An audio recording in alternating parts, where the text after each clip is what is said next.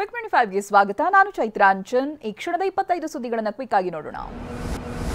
ಹರಿಯಾಣದಲ್ಲಿ ಭಾರಿ ಮಳೆಯಾಗ್ತಾ ಇದೆ. ಹರಿಯಾಣದ ಅಂಬಾಲಾದಲ್ಲಿ ಕಳೆದ ರಾತ್ರಿಯಿಂದಲೂ ಕೂಡ ಬಿಟ್ಟು ಬಿಡದೆ ಮಳೆ ಸುರಿತಾ ಇದೆ. ಹಲವು ಪ್ರದೇಶಗಳು ಜಲಾವೃತವಾಗಿದೆ. ಹಲವು ಕಡೆಗಳಲ್ಲಿ ಮನೆಗಳಿಗೂ ಕೂಡ ನೀರು ನುಗ್ಗಿದ್ದು ರಸ್ತೆಗಳು ಜಲಾವೃತವಾಗಿದೆ.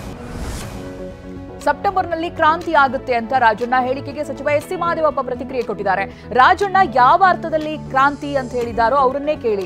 ರಾಜಕೀಯವಾಗಿ ಯಾವಾಗ್ಲೂ ಕ್ರಾಂತಿಗಳು ನಡೀತಾ ಇರುತ್ತೆ, ಸಂಕ್ರಾಂತಿಯನ್ನ ಜೋರಾಗಿ ಮಾಡ್ಬಿಡಿ ಅಂತ ಹೇಳಿದ್ದಾರೆ. ಹೊಸ ಸಿಎಂ ದಸರಾ ಉದ್ಘಾಟಿಸುತ್ತಾರೆ ಎಂಬ ಅಶೋಕ್ ಹೇಳಿಕೆಗೆ ಡಿಸಿಎಂ ಡಿಕೆ ಶಿವಕುಮಾರ್ ತಿರುಗೇಟನ್ನು ಕೊಟ್ಟಿದ್ದಾರೆ. ಬೆಂಗಳೂರಿನಲ್ಲಿ ಮಾತನಾಡಿದ ಅವರು, ಅಶೋಕ್ ಏನಾದರೂ ಜ್ಯೋತಿಷ್ಯವನ್ನ ಕಲ್ತಿದ್ದಾರಾ? ನನಗೂ ಟೈಮ್ ಕೊಡಿಸಿ, ನಾನು ಅವರನ್ನ ಭೇಟಿ ಮಾಡ್ತೀನಿ, ಏನೋ ಕೇಳೋದಿದೆ ಅಂತ ಡಿಕೆ ಶಿವಕುಮಾರ್ ಲೇವಡಿ ಮಾಡಿದರು. ಈ ಬಾರಿ ಹೊಸ ಸಿಎಂ ದಸರಾ ಉದ್ಘಾಟಿಸುತ್ತಾರೆ ಎಂದಿದ್ದ ಅಶೋಕ್ಗೆ ಸಚಿವ ಎಸ್.ಸಿ. ಮಹದೇವಪ್ಪ ತಿರುಗೇಟನ್ನು ಕೊಟ್ಟಿದ್ದಾರೆ. ಮೈಸೂರಿನಲ್ಲಿ ಮಾತನಾಡಿದ ಅವರು, ಸಿದ್ದರಾಮಯ್ಯ ಸಿಎಂ ಸ್ಥಾನದಲ್ಲಿದ್ದಾರೆ, ಅವರೇ ದಸರಾ ಮಾಡ್ತಾರೆ. ಅಶೋಕ್ ಕಾಂಗ್ರೆಸ್ ಹೈಕಮಾಂಡ್ ಅಲ್ಲ, ಕೇವಲ ವಿರೋಧ ಪಕ್ಷದ ನಾಯಕ ಅಷ್ಟೇ ಅಂತ ವಾಗ್ದಾಳಿ ನಡೆಸಿದರು. ಭಾರತೀಯ ಜನತಾ ಪಕ್ಷದಲ್ಲಿ ಯಾವುದೇ ಕ್ರಾಂತಿ ಆಗಲ್ಲ ಅಂತ ಕೇಂದ್ರ ಸಚಿವ ವಿ ಸೋಮಣ್ಣ ಹೇಳಿದ್ದಾರೆ. ತುಮಕೂರಿನಲ್ಲಿ ಮಾತನಾಡಿದ ಅವರು, ಸೆಪ್ಟೆಂಬರ್ನಲ್ಲಿ ರಾಜಕೀಯ ಕ್ರಾಂತಿ ಆಗುತ್ತೋ ಮತ್ತೊಂದಾಗುತ್ತೋ ಗೊತ್ತಿಲ್ಲ, ಆದರೆ ಕಾಂಗ್ರೆಸ್ ಹೇಗೆ ನಡೆದುಕೊಳ್ತಾ ಇದ್ದಾರೆ ಎಂದು ಜನ ನೋಡ್ತಿದ್ದಾರೆ ಅಂತ ಹೇಳಿದ್ದಾರೆ. ಸಚಿವ ಸತೀಶ್ ಜಾರಕಿಹೊಳಿ ಹಾಗೆ ಬಿಜೆಪಿ ಶಾಸಕ ರಮೇಶ್ ಜಾರಕಿಹೊಳಿ ಒಂದೇ ವೇದಿಕೆಯಲ್ಲಿ ಕಾಣಿಸಿಕೊಂಡಿದ್ದಾರೆ. ಗೋಕಾಕ್ ಪಟ್ಟಣದಲ್ಲಿ ಲಕ್ಷ್ಮೀದೇವಿ ಜಾತ್ರೆ ಕುರಿತ ಪೂರ್ವಭಾವಿ ಸಭೆ, ಸಹೋದರರು ಅಕ್ಕಪಕ್ಕದಲ್ಲೇ ಕುಳಿತಿದ್ರು, ಆದರೆ ಒಂದೇ ಒಂದು ಮಾತನ್ನು ಕೂಡ ಆಡಿಲ್ಲ.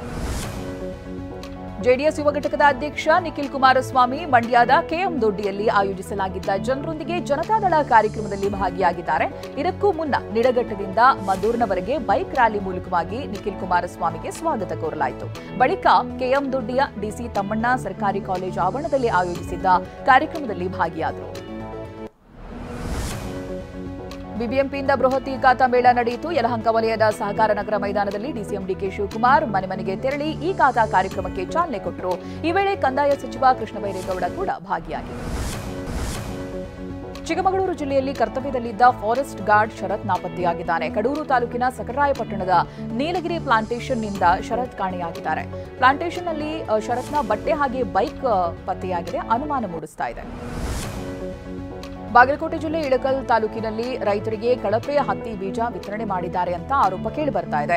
ಸೋಮಲಾಪುರ ಕಂದಗಲ್ ಭಾಗದಲ್ಲಿ ಎಎಂಇ ಕಂಪನಿ ಬೀಜವನ್ನ ವಿತರಿಸಿತ್ತು, ಆದರೆ ಬೆಳೆ ಸರಿಯಾಗಿ ಬೆಳೆದಿಲ್ಲ ಅಂತ ರೈತರು ಕಂಗಾಲಾಗಿದ್ದಾರೆ. ಉತ್ತರ ಪ್ರದೇಶದ ಲಕ್ನೋದಲ್ಲಿ ವಿಚಿತ್ರ ಪ್ರಕರಣವೊಂದು ಬಯಲಾಗಿದೆ. ಆಸ್ತಿಗಾಗಿ ಇಂದ್ರಕುಮಾರ್ ಎಂಬಾತನನ್ನ ಮದುವೆಯಾಗಿದ್ದ ಮಹಿಳೆಯೊಬ್ಬಳು ಮದುವೆಯ ಸಂಜೆಯೇ ಆತನನ್ನ ಕೊಂದು ಚರಂಡಿಗೆ ಎಸೆದಿದ್ದಾಳೆ. ಈ ಲೇಡಿ ಸಾಹಿಬಾ ಮತ್ತೆ ಇಬ್ಬರು ಸಹಚರರನ್ನ ಬಂಧಿಸಲಾಗಿದೆ.